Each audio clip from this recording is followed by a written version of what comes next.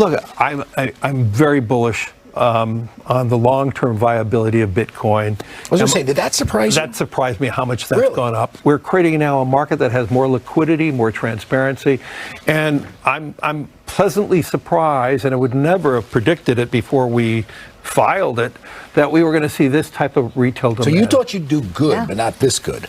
IBIT is the fastest growing ETF in the history of ETFs. When I talk about this statistic, I get frightened.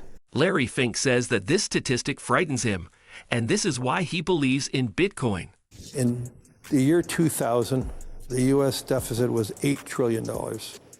Today it's $34 trillion. So 23 years later, we increased our deficit by $26 trillion.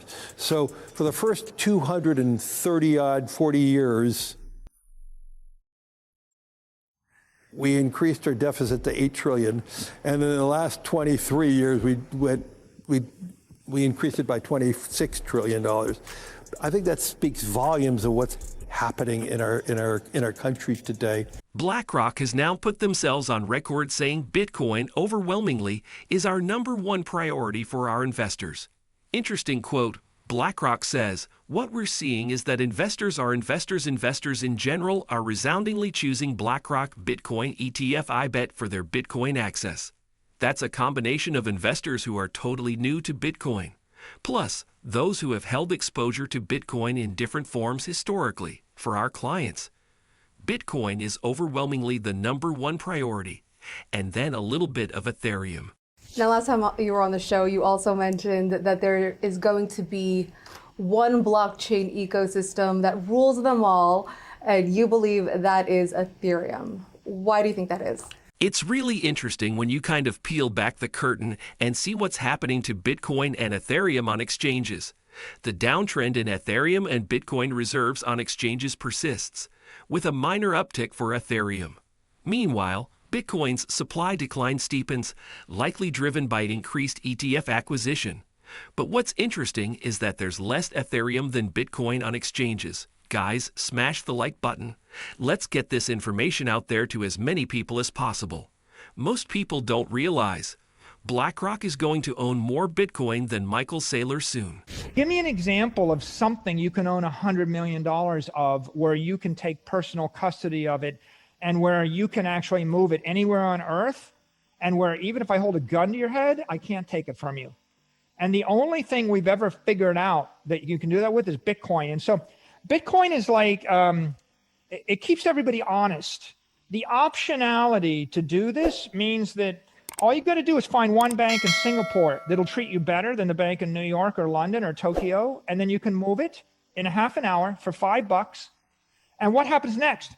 The bank in New York thinks, well, I guess we can't screw these guys over because they'll just move it to Singapore. And the guys in California say, well, I can't just tax all the Bitcoin in California. It'll move to Wyoming. It'll move to Singapore. It'll move to Malta. And at the end of the day, you can tell everybody to go fuck themselves. So yeah, Bitcoin looking incredibly bullish. Just give it time.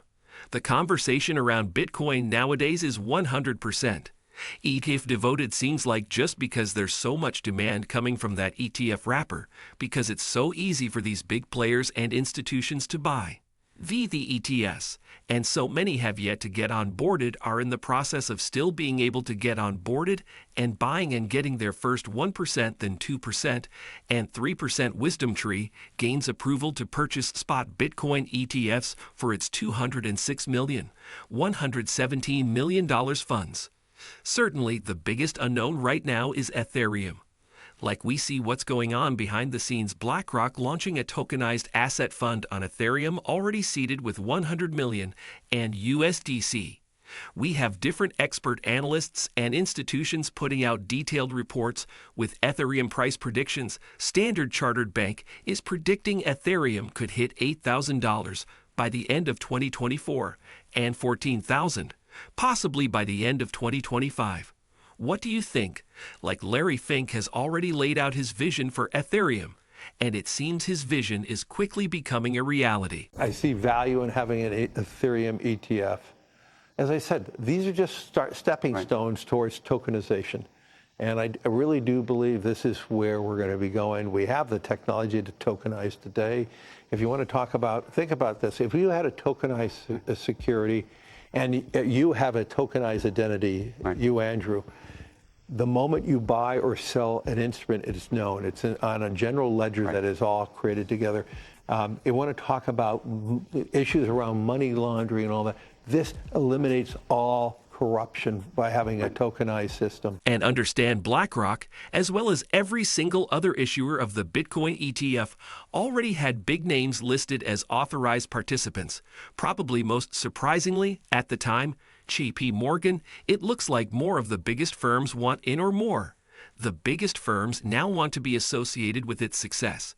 So this is a tweet from Eric Beltunis, who is the senior ETF analyst for Bloomberg. Here's a current list of the ETFs and their APs. Up until now, Citi, Goldman Sachs, UBS, and Citadel were not named in any of these ETF filings, so they're either new or they were ashamed before and did not want to be ideal, but are now cool. Either way, this is likely a result of the ETF's mega inflows and success. If you're unfamiliar, authorized participants APS play a crucial, very significant role in the Bitcoin ETF operational mechanism, as they can create and redeem shares of the ETF, which involve exchanging ETF shares for a corresponding basket of securities that reflected the ETF holdings, or exchanging them for cash. It's amazing that this is happening, and why not, right? Look at this. These ETFs have been a huge success. The most successful ETFs on Wall Street ever. All of these ETFs have just been taking in a huge amount of Bitcoin, like they've been seeing net positive inflows of Bitcoin.